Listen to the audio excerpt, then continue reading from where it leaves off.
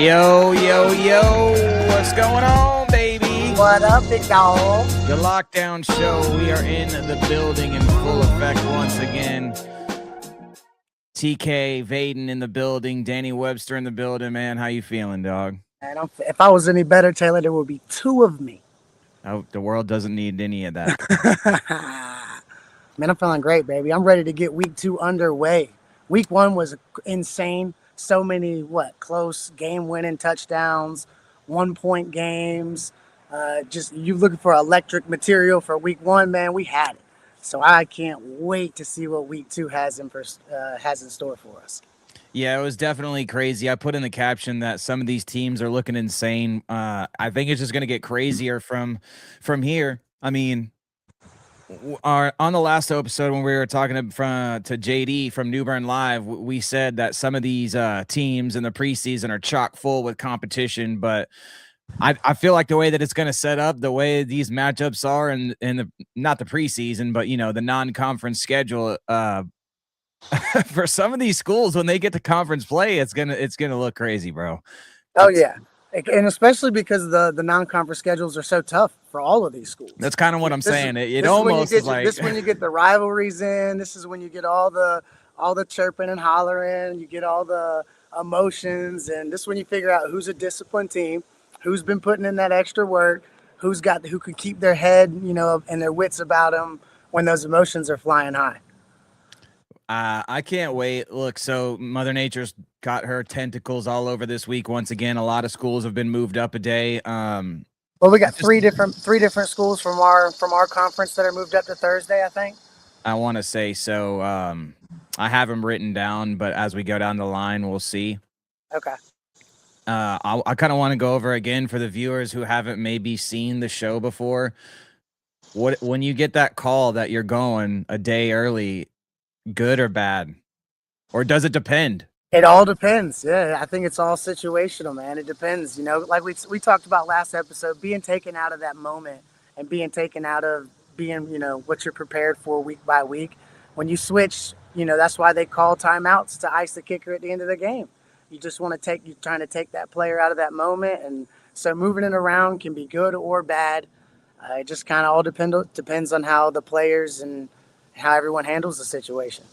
Agreed. And just to the Havelock New Bern point, I mean, New Bern's literally dealing with that this week, having already played a game on Monday. That's a quick turnaround. I know they're not moved up, but even just 2 games in a week is crazy. Oh, it's absolutely, because you're used to having Monday and Tuesday and Wednesday to really get the game plan, and Thursday's more of a walkthrough for the varsity players.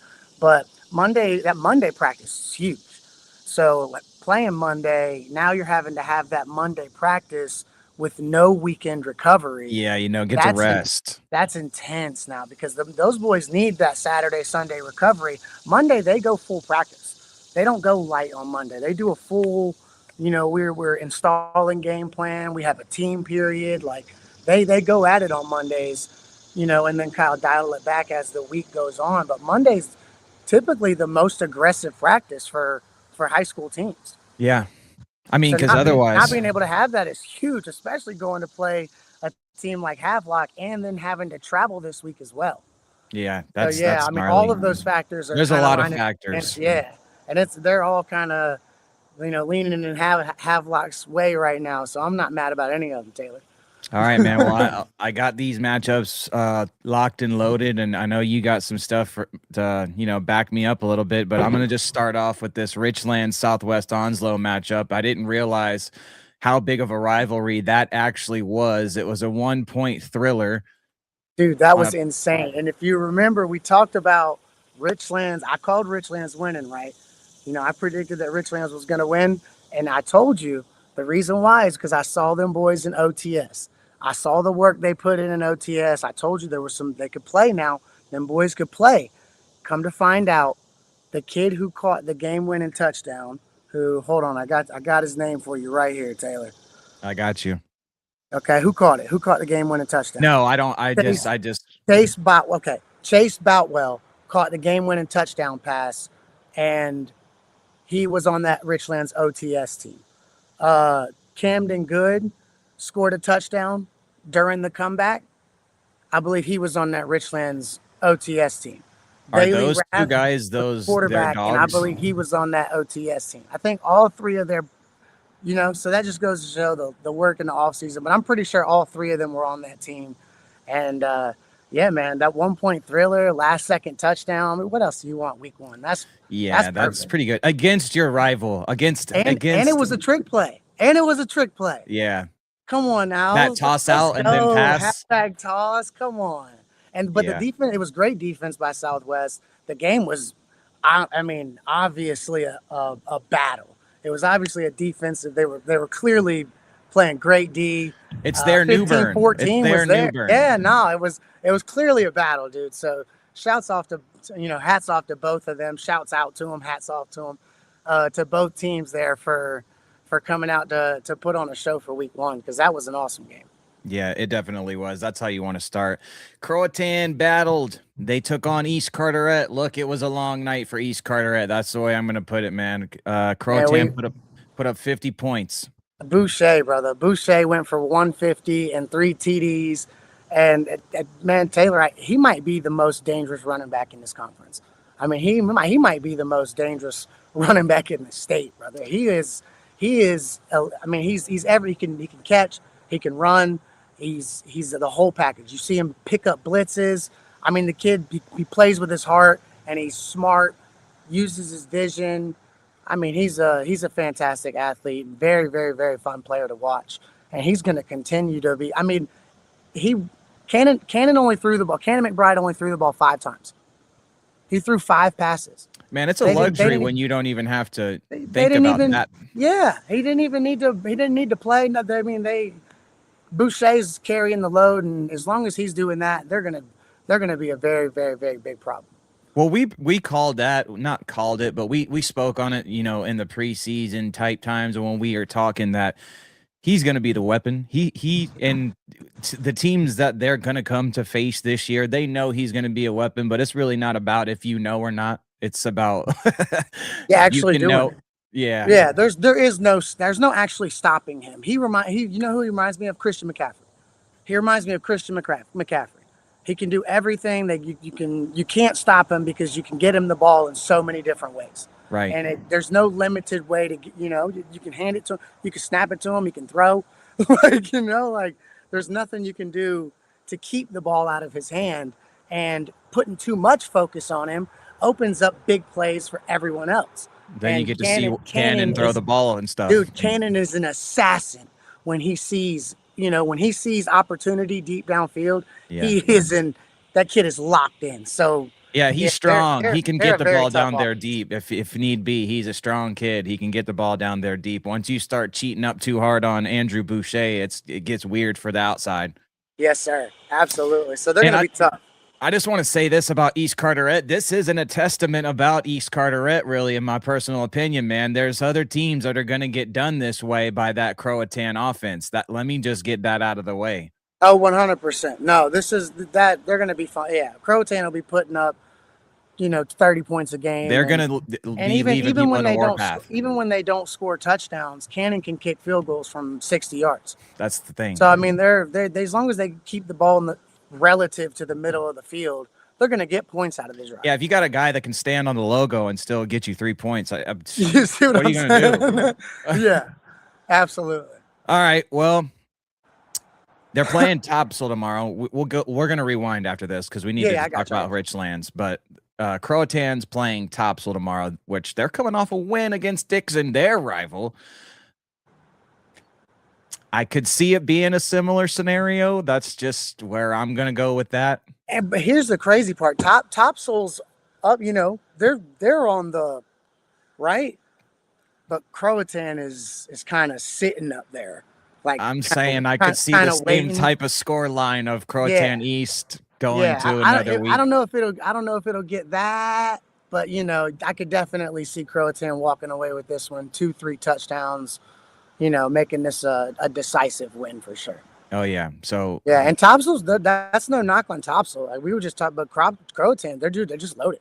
Oh, You know, I anything mean, that they we're did. saying as far as somebody catching an L on this team, it's going to be the Croatan doing. It's them Yeah. imposing their own will. It's not Yeah, that absolutely. it's not What? being gifted up on a platter or something like that. Yeah. Uh-huh. All right, let's take one step back. Richlands plays White Oak. They're actually one of the games that got moved up. It's going to be White Oak's first game of the season. Look, I'm gonna surprise some people here, and I know I'm gonna catch some flack for this. I got Richlands. Just I because of got how Rich. they're feeling after I this. Taylor, I'm telling you, brother. Last week, after the way they performed late in the game last week, Southwest Onslow is not as, I know they had a tough season last year, but we talked about they got some players, they got some stuff going on over there. Yeah. So they're not a joke. That's a good team over there. So they had a battle and came out similar to the Rams, kind of having that strong mental fortitude and focus at the end. We talked about having those close I games in randomly have OT. on Southwest Onslow colors. I didn't even realize See? that. Shout out to But Martin Truex, Chase Briscoe, but but when you get those close game opportunities in the spring and that pressure builds up and you've already been in these situations, it's not their first time. So these kids, it's not the first time the game's been on the line for these kids. yeah. It's a familiar moment, and they've already failed. They already know what that's like. So these kids are now looking to capture these moments. They're looking to capitalize. And they're going to do it. At least a couple of them are, right? So Richlands, Southwest, and White Oak. White Oak is surprising, right? Because White Oak didn't get to play last week. Yeah, that's So all of those first week jitters that you usually get out of the way, those are still present. yeah, And maybe worse just by seeing everybody that they got to play and who they got and what they're doing. We talked about icing the kicker. You've been taken completely out of the moment and never even been a chance to kick the field goal. You had to wait till the next game to come show up and kick another field goal. Yeah. This is gonna be very, very interesting for White Oak, Richlands, because White Oak, during the scrimmage that we saw at Havelock, I mean, it was really, really early in the season, but that offense wasn't, it didn't look too sharp. It was struggling. The defense was, obviously beginning of the season, you expect to see those things, but not being able to play week one, you don't get to fix those things. And especially not being able to play a competitive opponent. Practice is one thing, but that's not a competitive opponent, right? So this matchup to me, man, I'm going Richlands, Taylor. I think Richlands wins this game in another dogfight. I think it's another 15-14, 16-15, maybe maybe we see 20-16, something, maybe. But I think it's a 2-score game and the extra points decide this one. That's what I think. I or agree a turnover late. I agree with you 100% about it being a dogfight. That's where I'm at with it too. I'm going to go the other way. I'm going to take White Oak, and I'm going to take it just because of the fact of first game jitters. I'm going to say as a prediction, they are going to use that to fuel their fire because let's go. I think that they've heard too much and are tired of the chatter of the Northside game not being rescheduled. This is speculatory. This is I love it. I love it. No, because I could definitely in my mind, this is how I would feel. It'd be like, all right, well, I feel sorry for whoever we run into next in because y'all done said too much. Yeah, y'all done said too much. You done turned me up. I'm taking White Oak. We talk about it. We're going to speak on it all year. The goldfish mentality. I think they have that when it came to the scrimmages and everything else. I think they're ready to fire up in their week one. No matter how much momentum Richlands has, it's only week one. We're not. So you thinking chin check time? Yes. It's chin check time. Okay. That's where I'm at. Okay. But I agree with you though, as far as the score line, it being, 14, dude. 2 touchdowns 14-12, something like that. 2 touchdowns and a 2-point conversion compared to 2 touchdowns and a field goal or a missed field goal. Yes. So absolutely. Man, it's going to be good to go. Well, it'll be interesting to see what the coaches do on those extra points because that's going to set the tone. That's going to matter, though. Whoever scores first, that first extra point, what they choose to do on that first extra point. The first TD is going to be a heat check. It's going to be that'll let you know right there how is this going to go. Yeah. All right. Well, man, the picks are in. We got a separation already. Let's go. Okay. All right, man. West Carteret they played Jacksonville. Jacksonville came to West Carteret. That looked like Jacksonville was the home team. I mean, Yeah, you know exactly what was gonna. I mean, that Jacksonville team they're stacked. They're absolutely stacked. They've got D1 athletes all over the field. So, and West Carteret lost all of the, they're trying to get. Yeah, we're looking for new players from them to come, kind of to the forefront and seize that opportunity. But yeah, Jacksonville, man, we knew that was coming. 49-0, I believe, is what it was. It was that. Yeah, that's tough. Did anyone from West Carteret? They didn't like publish the individual week 1 stats, but they didn't score a touchdown, and so I'm assuming nobody really, showed out. Well, we kind of knew it was going to be a tough showing right there. It was going to be a hard game. Like, and as a realist, I feel like even as the team, again, these opinions don't reflect any coach or any, no one has said this to us. This is just me and Danny talking. In the locker room at West, I would be like, man, we got to go as hard as we possibly can because this is going to be tough no matter how good we play. We could play our best and it's going to be difficult still. Oh, absolutely. Because they're talking about rebuilding. When you lose that, I mean, they lost a core team. No matter what, it doesn't even if they're loaded with talent, right? It doesn't matter what kind of situation you're in. It's a brand new squad, right? It's a brand new situation. They're going to go through every single rough patch that you can possibly think of in order to build, and they're going to go through them all early. Right. So it'll be interesting to see how they answer and respond and handle those moments, because I mean, it's coming. There's nothing you can't hide from it. That's the growing pains. Yeah, of course. But here's the flip side of the coin, and I'm glad we're here at this part of the conversation. Tomorrow is the mullet bucket, and this right here is a great opportunity for them to kind of to get back on track. Yes, smooth out some of those growing pains and really get an opportunity to find your identity here in this game.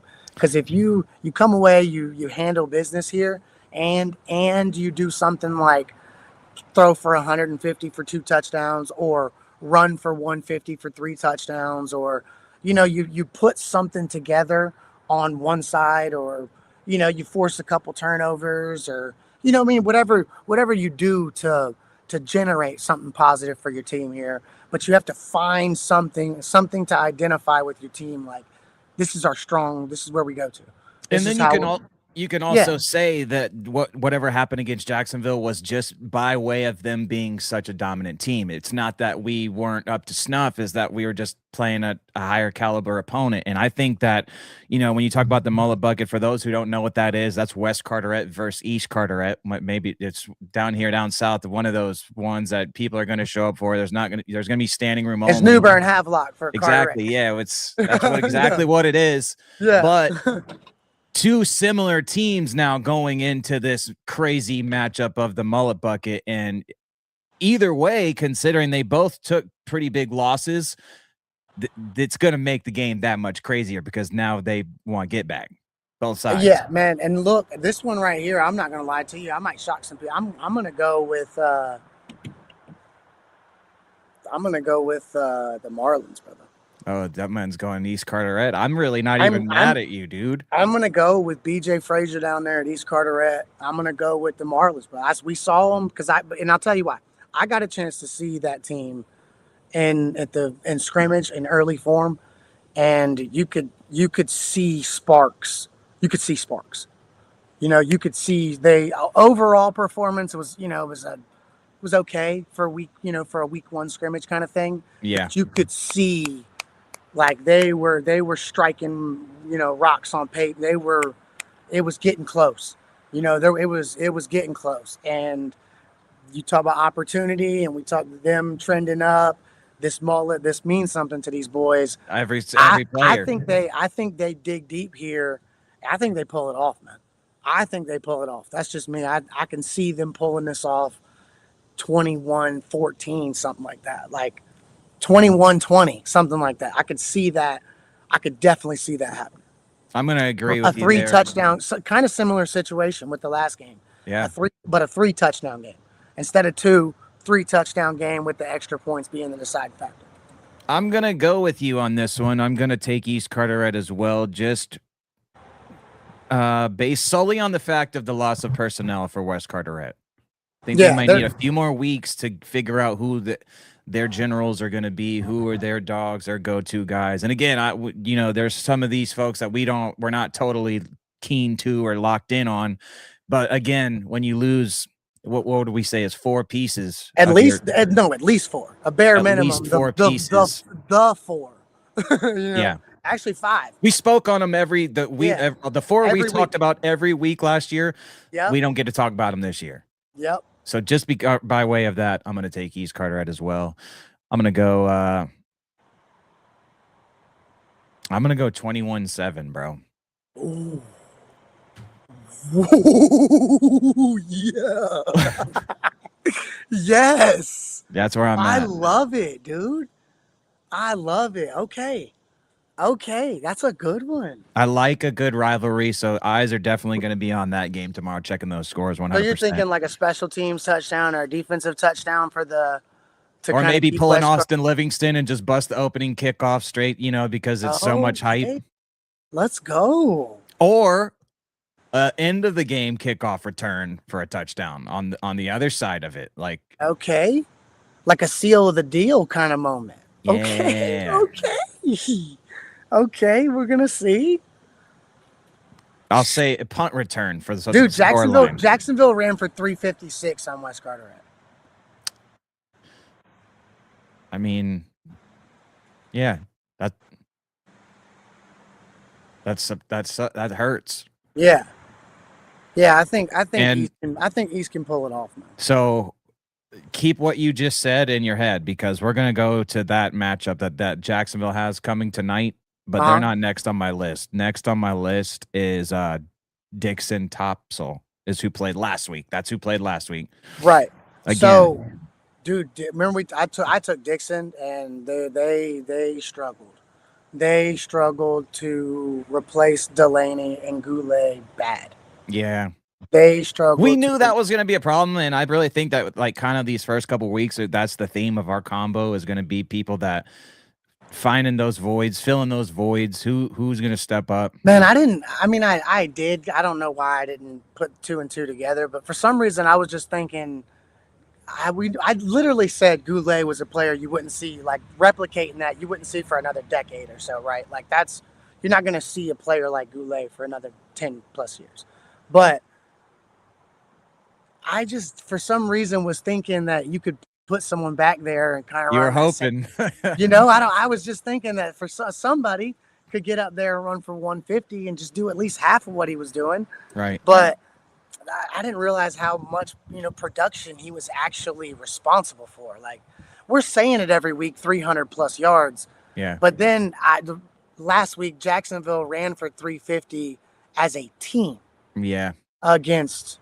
And this guy was doing it alone. So now just putting into perspective, 300 yards is a lot of yards. And I only got to see him minus clips I watched and, the due diligence we did week to week. But when we watched the Havelock game versus Dixon, you see. And I didn't realize how good of a job Havelock did against him. Havelock did great against him. They technically shut him down, if you could say that, with just over 200 yards. And think about how crazy that is to say. It is crazy. It's crazy. But the thing is, and I know that you're going to agree when I say this, you will agree with this. Those yards are not flashy yards. Those are like hard-earned, like I'm running through every your face. Single play. Yeah, through your face with the people hanging off of me. I'm running these yards. So yeah, like you don't even really get to see the highlights because he's in the middle of the 2 lines wrapped up. You're like, oh, what happened? Damn, the line. Excuse my language. The line's just moving. You just see the line moving. Yeah, and feet. Right. So it's not it wasn't flashy business, it was just strictly business. That's all it was. I love it. Yeah, no. So I didn't they're gonna struggle to replace him, just like West Carteret is gonna have, they're in similar situations those. So Topsail has a running back. I did get a chance to see some stats on this. I read up on Max Preps. They got a guy named Kyle Albert. He had 192 yards, 3 touchdowns, which is basically Let's go. He scored every touchdown for the team. That's he put his stamp on the game. Yeah, what was his name? Kyle Albert. Kyle Albert. Okay, well, we're going to be looking to hear from Kyle Albert again because you go for 190 on the first week with 3 TDs. You've caught our attention. Your phone's gonna start ringing. Yeah, you've caught our attention now, so we're gonna check him out for sure. Dixon is playing Bettingfield. I have no intel on them. I'm gonna be completely honest. I don't either. I've never even heard of Bettingfield before, so that'll be interesting. A nice little test. Do you know what Bettingfield looks like? I guess in the past or whatever. Should I look him up on Max Preps real fast? You can, because I don't really have any intel, like I said. But how you spell it? Betting? 2 D's. Bettingfield, all one word. Oh, that's in Wilson. They're 0-1.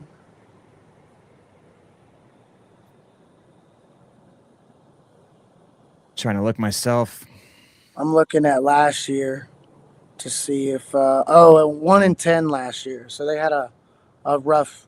Oh, so this changes everything with this Dixon matchup, because that means this is going to be a great game, I think. Yeah, no, I couldn't agree more with you there. I think that's exactly what we're looking for. So now, 1-10, and you're 0-1 to start the year. Dixon's in a that might be what they need after a tough week 1 loss. Absolutely, this is a chance for Dixon to kind of get one of those players or a couple of those focus players figured out on offense and put some points on the board and get some confidence. Kind of like that East-West Carteret scenario. Yeah, I'm going Dixon. I'm going Dixon here. Yeah, I think Dixon pulls it off, and because I mean, now that 190 and 3 touchdowns, that's obviously a playmaker. So that was for Topsel. That was for Topsel. Right. That's what I'm saying. So they pretty much stopped everyone else but him. Exactly. Right. See what I'm saying? Quite literally. So the defense is playing well. One guy, right? Yeah. So I think you're going against a 1-10 team from last year. You get a chance to play some defense and put some points on the board. And let's go Dixon on this one, man. I'm taking Dixon. I'm going to go Dixon just straight up off the fact that they're in the conference. I don't know anything about Bettingfield, so I'm going to just root for the home team, baby. Yeah. I know we're not usually a homer show, but just, forgive me this once. Yeah, we're going to go home teams here. All right, cool. Here we go, man. Swansboro played South Columbus. They got the W, 23-18. Let's go, Mello. Yeah, he was a shining star in that game, too. Dude, 2 of them. He had 2 of them and the game-winning touchdown. Shout out Carmelo Beasley.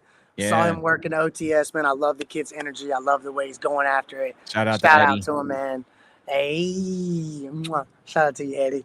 But he, he came to ball. A 78-yard touchdown early. I think it was second quarter or something. Yep.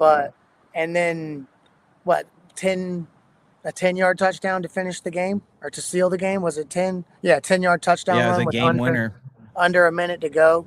So shout out to him and Cameron Nilsson with the field goal. Late in the first half. Oh. I'm going to go, dude, I like a field goal kicker, brother. You can go late in the first half and hit a field goal kick. That's good, and that's huge, especially for a team like Swansboro, who did some OTS work in the spring and can move the ball up and down the field in those late game situations, kind of get out of deep corner passes, deep outs, catch the ball out of bounds, and give that guy a chance. If you have a guy who can put 3 points on the board, that's dangerous in close games like that. And so for him to have hit that field goal, I think, man, I love being able to have that kind of weapon on the field. It's a cheat code, honestly, because not every team has that opportunity. That's right. It's big, man. It's big. So shout out to him, especially late in I think it was right before half. And Swansboro has already made comments that they're ready to have a great year. I think that they really have total faith in their athletes coming up, especially after last year. They're like, nah, we're not going out like that. So here's one of my big points. So we always bring up OTS because the extra work is it's huge for these kids. Well, you got to see the results in real time. That's why it's so interesting. So Carmelo Beasley, an OTS kid, is getting that work in all the time. Scores 2 touchdowns. He's big focus point in the game. He's him. But not only do they score the game-winning touchdown, but to seal the game, they force an incompletion in the end zone. So what was it? South Columbus. South Columbus South has a Columbus. chance. Yeah, South Columbus has a chance to score and win the game, and Swansboro forces it in completion and gets a pass breakup to seal the game. Shout out to the Now, defense. that's you got to think about this. These are big pressure situations to go and be aggressive and get your hand on the ball without getting a pass interference, The PI, the without non-PI. getting a holding, without making a mental mistake. That only happens from getting those reps, right? Or just being tired and getting cooked. See? So, but being able to be focused right there at the very nitty-gritty end and come up with a breakup to seal the game, that only happens because you get those reps outside of Friday night. That game wasn't won on Friday night. That game was won in the spring. That game was won in May when Carmelo Beasley caught a touchdown when he was out there working in Jacksonville. Yeah. Like that's when that game was won, and he just sealed it on Friday night. That's all that happened. Yeah. So shout out to them boys for the extra work and getting it done. They got a good game coming. You know, have you looked at it? Who is it? No, don't look. Who is it? They going to Pamlico County, dog. Oh no, they're not. Yes. Oh no, they're not. They're going to Pamlico County, Brother, dog. They're playing them Jacob. Hurricanes. They're going to see Brother Jacob over there. They're going to see him. They're going to see Jacob over there. Oh, they're going to tap in. Oh no, this is it. This is gonna be a good game. Dang, when are they playing? Are they playing tonight or Friday? Tomorrow. Dang, I want to watch this one. Oh, this is gonna be a good one. Man, you talk about a test for the Pirates. I gotta think about this one. I gotta think about this one for a second. Because Jacob went for 292. Yeah, and he went for 300 or whatever it was. It was 300 and something and 3. That's a week 1 stamp right there. Yeah. Yeah, no, that's big. And then we just talked about Beasley and Swansboro. How did Pamlico's defense look? I didn't get a chance to see their defense. Me neither. That's the thing. Kip Pride put up 50 on them or whatever it was last year, and they didn't put anywhere near that up this year. Oh, they start out the season the same way this year? They play the same team? It was Kip Pride. Kip Pride, they beat them last year. Kip Pride, they went to work on Pamlico last year, and this year was not so much. Yeah, Pamlico came to show them who. Yeah, Jacob came to say what's up. So if that's a reflection of like the team that they have 2026, 2027 season, then they're totally different. This is gonna be a good game, man. Oh, dude, this is gonna be a straight battle. Yeah, this could be a dogfight because these are real deal dogs that are getting on this field. These boys are nitty gritty. These boys are scrappy. It's gonna be whoever can stay disciplined. There's gonna be a lot of emotions. There's gonna be a lot of this. Oh, I could see some personal fouls. There's gonna be a lot. For sure. This is gonna get heated quick. This is gonna be a good game. If you're in and around that area, you need to check this one out. I'm not gonna go again. Sure. Oh man, Dude, I'm getting hyped watching. I'm getting hyped thinking about it. I don't know. I still don't know who to take. It's tough, man. I'm going Pamlico, dog. I'm going. Oh, you said Pamlico. I said Swansboro. Oh. So be it. I don't have a score. I can't tell you a score. I said Swansboro. I can't tell you a score. I said Swansboro. You said Pamlico. Dude, I think Pamlico's run game's tough, right? Jacob's insane, but I think Swansboro is so scrappy, nitty gritty that they can pick through the defense. I think they can stop the big, huge bust. You know, I don't know if they're going to give up the big 80-yard runs. It's the 80-yard, 70-yard. He broke 3 like 60-yard, 80-yard runs, dude.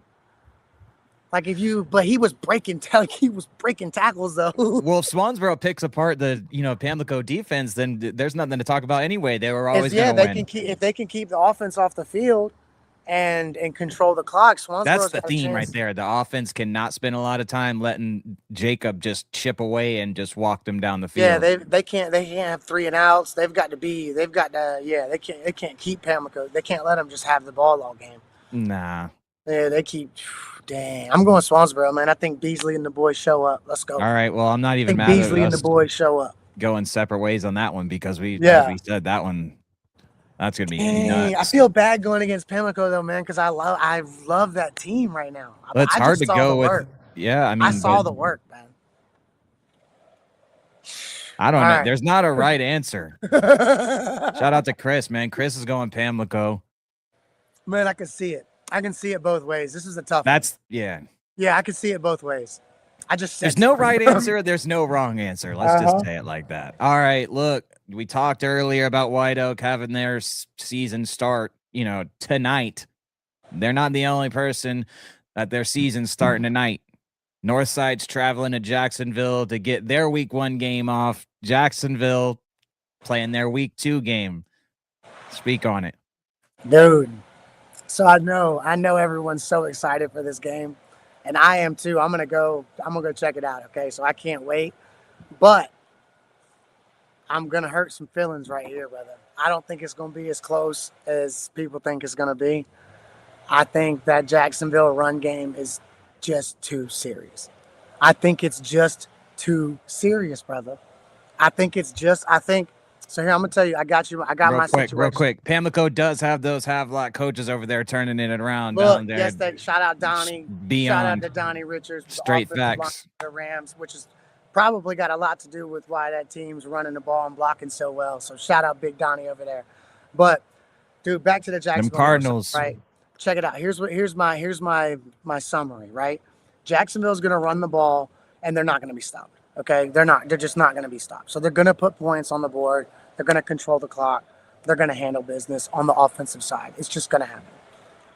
Northside can score. They're explosive. But the problem is they're throwing the ball. They're going to have to throw it deep.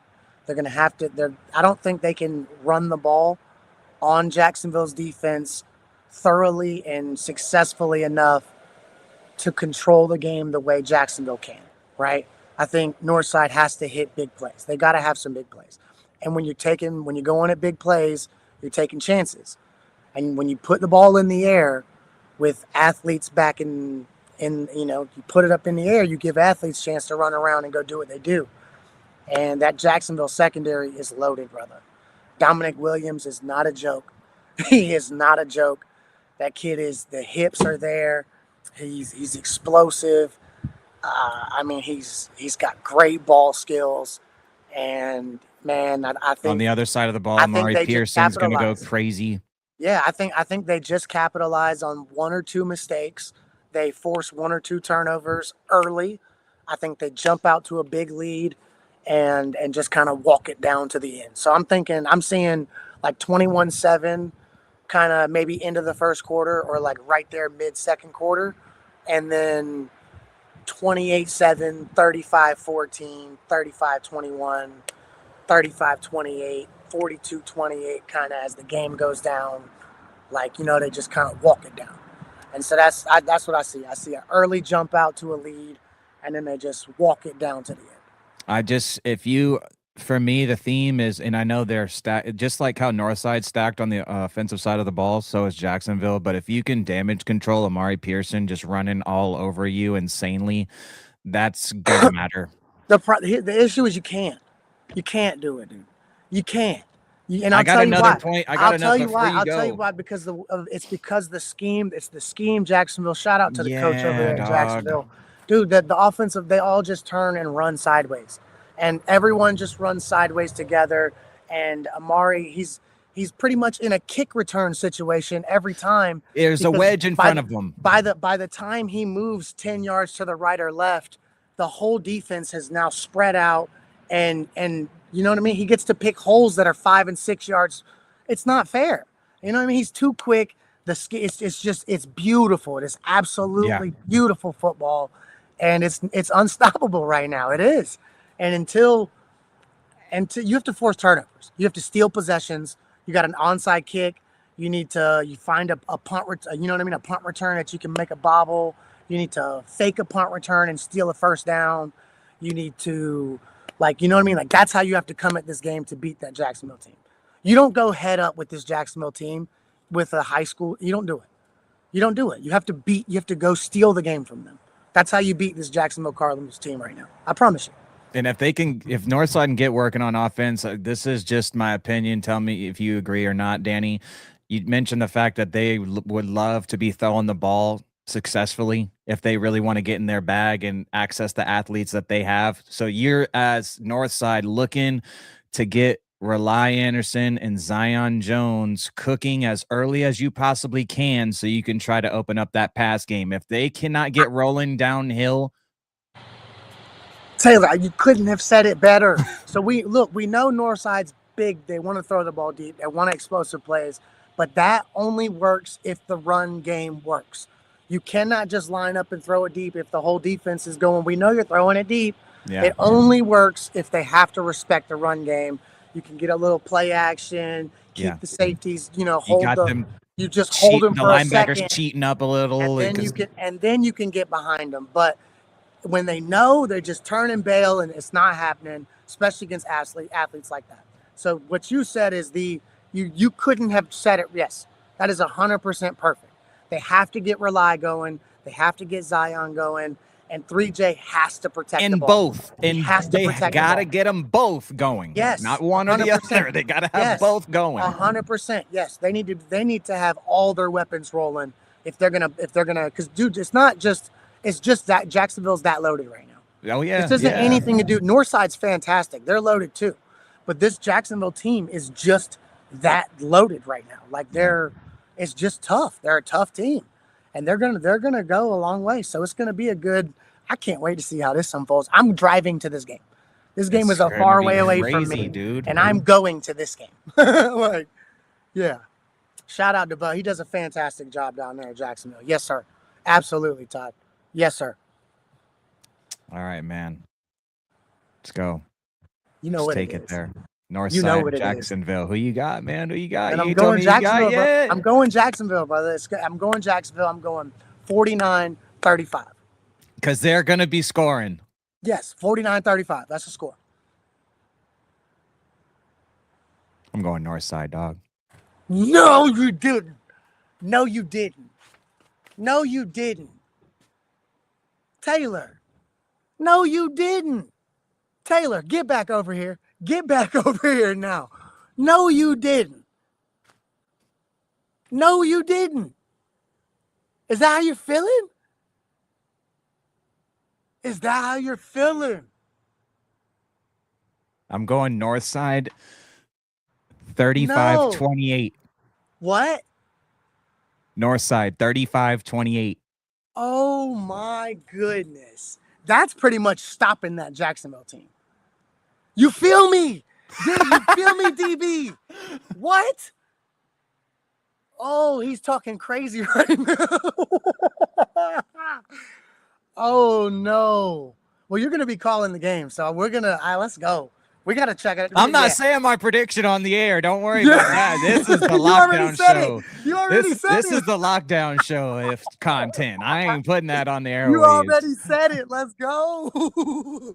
It's gonna be a good one, regardless, man. It's gonna be crazy. It's gonna be a good one, man. I'm excited for this one. Let's go. If the defenses can just lock in, because look, the offenses are gonna come to play. That's not even they gotta force a fumble. They gotta when Jacksonville's gonna try to steal a throw, right? Like they're gonna try to play action. If Northside can steal an interception or two, or force a fumble and steal an interception and force 2 or 3 turnovers, you could be 100% right.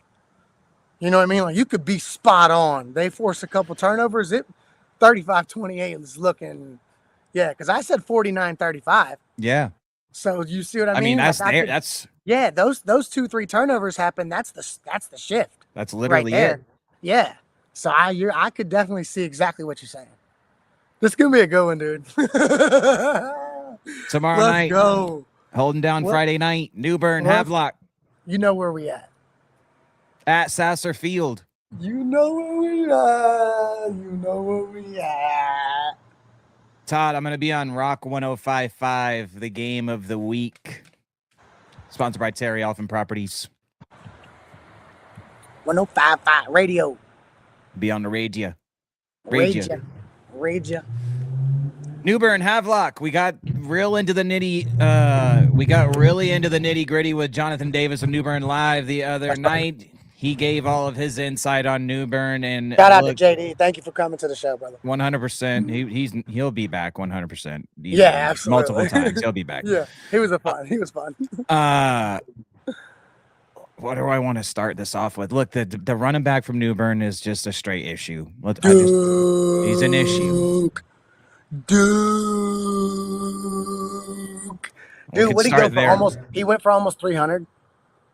Did he have 300 total? I know he had like 270 rushing or something, It or was a lot. 250 It was up in rushing. that range. It was almost 300 total yards. Todd might be able to So, tell us actually, or yeah, I Chris. think it was definitely over 250 because I think he ran for 250.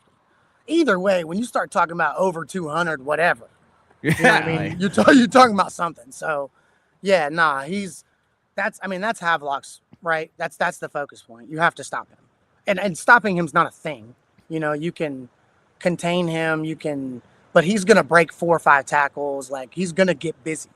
So you have to pursue to the ball, you got a multiple 264. Thanks, Tristan. Appreciate you, brother. Yeah, shout out to Coach Tristan over there. Yeah, 3 TDs. See, he went like here's the thing though. He's not just running the ball. Like he's catching swing passes. They got a lot of ways That's to get the threat. the ball. It's like, and he's got great hands. I saw him with a one-handed catch. Okay, so all of it, he can you just get the ball in and around him and let him go to work. And that's scary, right? So Havelock they need 2 or 3 guys on the ball, but they've been doing a great job pursuing, man. They look great. You can tell they're together, right? It's very obvious that team is like this right now. So you talk they're about need to continue that. it's really a blood in the water scenario for our edge rushers because they're missing a key element of their offensive line due to a suspension that could almost determine the game. No, 100%. 100%. Just that alone. Especially if you're talking about Johnny Jones over there now. Come on now. You're talking about Johnny Jones. He's over a tough now. one. Come on now. The man, all he knows is go. All he knows is go. It's like the Discovery Channel. You know, the Lions, they see the gazelle limping a little bit. They said, I'm going after that one. So I'm hungry. I'm hungry. And you see a weak spot in that line. It's like you just attack. Dude, and he's got that. He has that attack mindset. And I mean, so I'm very excited to see him, put him in that situation. But, we'll see. We'll see how it falls out because you might need to chip. You might have to leave a tight end next to him. And, you might have to double at that point because if he gets going early and we're 3 yards in the backfield. If we're 3 yards in the backfield when the ball snapped, it's going to be a tough night for New Bern. It's going to be a tough night. To Coach Milton Brown's point, wish he was joining us, but he's out there doing his thing. He's working. Yeah, shout out to Coach Milton, man. Show. He'll be here when he can. The flip side of the coin, we always like to go both sides of the opinion. There's an opportunity for somebody to step up too. There's still 100%. That.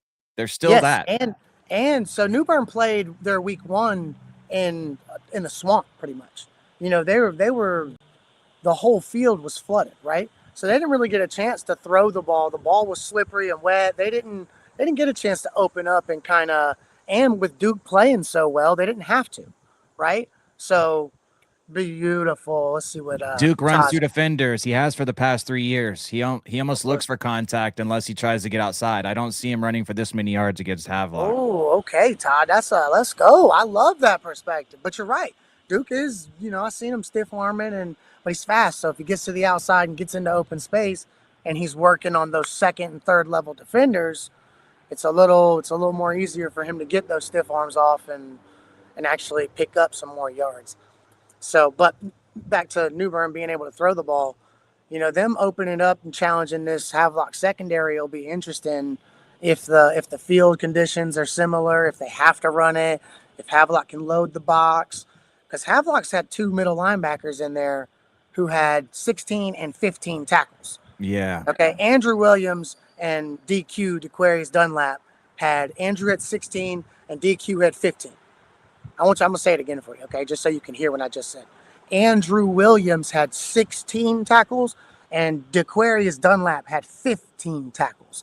That means we had 31 tackles from our middle linebackers. These boys are crazy. Flying around the field. Do you see what I mean? Like they are flying around the field. So, and but you're getting multiple guys on the ball at one time. So this is going to be, can we get multiple guys to him? or can we hold him up with the one guy in order for someone else to get there to solidify the tackle? Yeah. Because Duke's not, I mean, he's one of those guys that doesn't go down on the first defender. He pretty much makes the first guy miss every rep. And that's something you can't afford if you're, Havelock in this. Yeah, especially whenever you're talking about a guy like that can turn nothing into something at any given moment. Yeah. And the quarterback kind of throwing the ball deep. And they have a receiver core too. I'm not too privy to their. They got two different quarterbacks that they're using, so that'll be interesting to see how they handle the quarterback shift, because as well as anybody, when you get to having two quarterbacks, it can do a lot. It can hurt you, it can help you, there's a lot of variables you do nothing but increase the variables when you start using two of them. And risk. There's risk involved. Yes, there's a rhythm that happens when you're behind that, taking that snap. So you do a lot when you start changing those guys out. So we'll see how New Bern's offense, how they come to play, because Havelock's defense is on it, brother. I know it's crazy because people keep talking about they gave up 35 points to West Craven, but nobody understands how good that West Craven offense is. When I'm trying to tell we didn't even get that far into that. No, here's what I'm trying to say is that we only gave up 35 points to that West Craven offense. That's what I'm trying to say. You see what I'm saying? Like, y'all, that's what I'm trying to say. We only gave up that many points. Wait till y'all play. Put some respect on it. Yeah, that's what I'm trying to slag. Wait till they drop 50 on you. You know what I'm saying? Like, that's what I'm trying to. Havelock's defense is on it, brother. They're ready to play. So, and they were out there the whole game. The whole game. True that. You know what I mean? So I see this one going. You heard my prediction. We predicted it. 42, and I said 21, but JD made a little AI poster and has got me to say, what do you say, y'all here? Hold on, let me go to this real quick. While you doing that, he brought me. Hold on, yeah, you see this right here? JD made this little AI poster right here. So since he made that, we're going 42-14. The boys. Dang, that cost him a touchdown. JD done cost him a whole touchdown. It's 42-14, and it's up and it's stuck. All right. Well, for those that weren't in the building yesterday or whenever it feels like yesterday, but 28-21 Havelock. It's gonna be tight. I see some personal fouls coming. I see that already. I already see that. You know it's coming. Here's a wild take. I don't see a lot of crazy unnecessary turnovers. There's my crazy take. I don't see like a lot of crazy turnovers. Forced turnovers, yeah, but I don't see a lot of mistaken turnovers. Okay, I feel like everyone's going to be locked in super hard on both sides of the ball. Be on their P's and Q's. Okay. Yep. 28-21. We'll see. Ooh, I'm ready. With a late one to take it to 28. Let's go. With a late one in the fourth. Okay. I think we just jump out and smack them. You have to. You almost have to. Yeah, I'm thinking it's 21-7 at the end of the half, or 28-7 at the end of half. Yeah. Something like that. I think we just come out smack them. Bop. No disrespect to the Rams. I just feel like you almost have to do that to have that buffer to navigate that middle game stuff that always happens no matter who you're playing. Yeah, it seems to, like, the Rams, that's their biggest key. That's their biggest thing right now, right? Like they jumping out fast isn't an issue. It's the middle of the game. They seem to have this little like you just said, buffer, where they just stall out for what seems to be a quarter or so right there in the middle, and that's whatever that is, like, that's what we gotta fix. That's it's got the little spinning dial. Yeah, 95. It's awesome. Yeah. All right, man, let's get it. We in there. You already know it, baby. This is not a Homer show, but when it comes to them boys, it is what it is. They work for it. They deserve it. They're gonna get it this year. I told you they don't lose this year. They do not lose this year. You got to win tomorrow to make it keep that going. It's game time, baby. Any final thoughts? Yeah. We'll see you in the end zone. Let's get it, man. I'm your brother TK Vaden, Danny Webster Jr. That's your pregame prediction for week 2 on the Lockdown Show. Make sure to follow us on social media. We'll see you in the end zone. Absolutely. Go check out the YouTube page, all that. Yeah. Mwah. Follow New Bern Live. Follow Havelock Live if you want the action Pamlico tomorrow. Live, yes, sir. And Pamlico Live. They want all the action. I think, well, let me check before we go. I know I done did the outro, but I want to make sure I get this all in. When does East? So yeah, the mullet bucket is tomorrow. Pamlico, they play tomorrow. So all three, Havelock, New Bern, Pamlico Live, they're all going crazy tomorrow. Follow them on social media if you want to see the games. And that's all she wrote. Appreciate y'all baby. tuning in. Yes, sir. Till the Thank next y'all. time. Later.